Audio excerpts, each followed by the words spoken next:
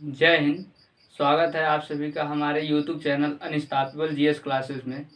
इसके पहले वाले वीडियो में मैं आप लोगों को पाचन तंत्र के बारे में बता दिया था कि कौन कौन से अंग पाचन तंत्र में भाग लेते हैं। अब आज इस वीडियो में हम लोग ये समझेंगे कि किस किस अंग से भोजन को पचाने के लिए क्या क्या एंजाइम निकलती है। तो इसको अब आज हम लोग समझेंगे। तो वीडियो में आप लोग अंत तक बने रहिएगा। और अब हम लोग शुरू करते हैं। तो जब भोजन क्या होता है कि मुंह से निकल के और पेट में आ जाता है। मुंह से निकल के पेट में आ जाता है। मुंह में 3 प्रकार की ग्रंथियां होती हैं। जो लोग पहले वाला वीडियो नहीं देखे हुए हैं वो उस वीडियो को देख लीजिएगा और आज इस वीडियो को देख लीजिएगा, तो आपको पाचन तंत्र के बारे में पूरी चीज़ें समझ में आ जाएंगी। अब मुंह में क्या होता है कि मुंह में मुख गुहा से खाना ग्रास नली में जाती है और ग्रास नली से खाना जाती है आमाशय में। आमाशय को पेट कहते हैं और आमाशय के बाद से खाना जाती है छोटी आंत में, फिर बड़ी आंत में और फिर अपशिष्ट बन के एनस से वो बाहर निकल जाती है। तो अब जब खाना कहाँ गया था? आमाशय में। आमाशय में गया था खाना, तो वहाँ पे आमाशय से अम्ल निकल रहा था, HCl अम्ल, और वो खाना में मिल जा रहा था और खाना को बिल्कुल लुगदी बना रहा था। कूद पीस के बिल्कुल खाना को एकदम पतला बना दे रहा था, बहने योग्य मतलब लिक्विड के रूप में बना दे रहा था। कौन? तो आमाशय में जब खाना चला गया तो आमाशय बना दिया खाना को कैसा? बिल्कुल पतला सा। अब आमाशय में क्या है? यहाँ पे ये जो दाँत दाँत काला काला धब्बा टाइप का दिख रहा है, ये ग्रंथियां होती हैं जिसको जठर ग्रंथि कहते हैं और इसके बारे में भी पिछले वीडियो में बता दिए हैं। अब हम लोग आज समझेंगे मुख्य रूप से कि जब ये पाइलोरिक से जब नीचे निकलता है भोजन, जब छोटी आंत में जाने वाला रहता है तो वो सीधे छोटी आंत में भोजन नहीं जाता है, क्योंकि अम्लीय माध्यम में खाना का पाचन नहीं हो पाता है, जिसके लिए खाना को कैसा बनाना पड़ता है? तो छारी बनाना पड़ता है। अब छारी बनाने के लिए खाना से ये जो अमाशय है इसी के जस्ट बगल में एक त्रिभुज के समान संरचना होती है जिसको लीवर कहते हैं। और ये लीवर क्या करता है कि हमेशा पित्त रस का निर्माण करता है। लीवर हमेशा पित्त रस का निर्माण करता रहता है और पित्त की थैली में आके वो पित्त रस क्या होता है? इकट्ठा होता रहता है। अब वो पित्त की थैली से हमेशा बहता नहीं रहता है, वो उसमें आके और इकट्ठा होता रहता है। जब भोजन क्या होता है कि पाइलोरिक से और नीचे उतरती है तो उस टाइम छोटी आंत से निकलता है कोलेस्ट्रोकाइनिन नाम का एक हार्मोन निकलता है। कोलेस्ट्रोकाइनिन नाम का एक हार्मोन निकलता है और ये हार्मोन क्या करता है? तो ये जो पित्त की थैली है इसे प्रेरित कर देता है कि अब तुम पित्त रस भेजो। मतलब ये क्या करता है? कोलेस्टोकाइनिन जो है ये क्या करता है कि पित्त की थैली तक ये सूचना पहुंचाता है कि अब तुम पित्त रस को छोड़ो, क्योंकि भोजन क्या जा रहा है? अब छोटी आंत के तरफ बढ़ रहा है। तो पित्त की थैली क्या करती है? पित्त रस को छोड़ती है और उसके बाद से जब पित्त रस को छोड़ती है तो ये होता है छारी। पित्त रस कैसा होता है? तो छारी होता है उसका माध्यम और उसका पीएच होता है 8। पित्त का पीएच कितना होता है? तो 8 होता है पित्त रस का पीएच।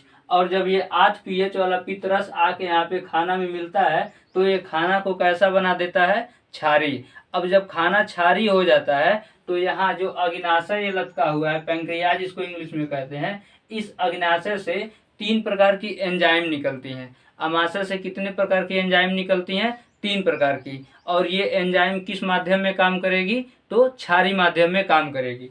अब जब भोजन यहाँ पे छारी हो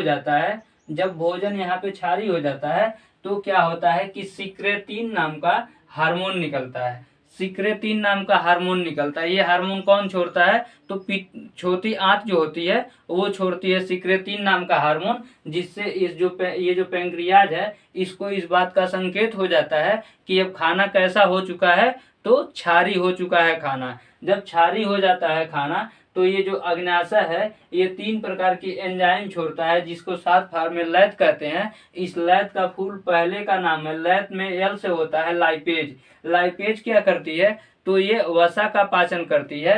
और ए से होता है एमाइलेज, और एमाइलेज का कार्य होता है मंद का पाचन करना। जो स्टार्च होता है खाना में यानी कार्बोहाइड्रेट, तो उसका पाचन कौन करता है, तो एमाइलेज करता है। और उसके बाद से एक निकलता है ट्रिप्सिन, तो ये ट्रिप्सिन क्या करता है, खाना में जितने भी प्रोटीन होते हैं उन सबका पाचन कौन करता है, ट्रिप्सिन करता है। तो जो लैथ नाम का जो एंजाइम निकल रहा है वो कहाँ से निकलता है, पैंक्रियाज से, यानी अग्न्याशय से। और वो किस माध्यम में काम करेगा, अग्न्याशय से निकला हुआ एंजाइम तो क्षारीय माध्यम में काम करेगा। और वो 3 एंजाइम अग्न्याशय से जो निकलते हैं वो किस किस का पाचन करती हैं, तो वो वसा का पाचन करेंगी, स्टार्च का पाचन करेंगी और प्रोटीन का पाचन करेंगी।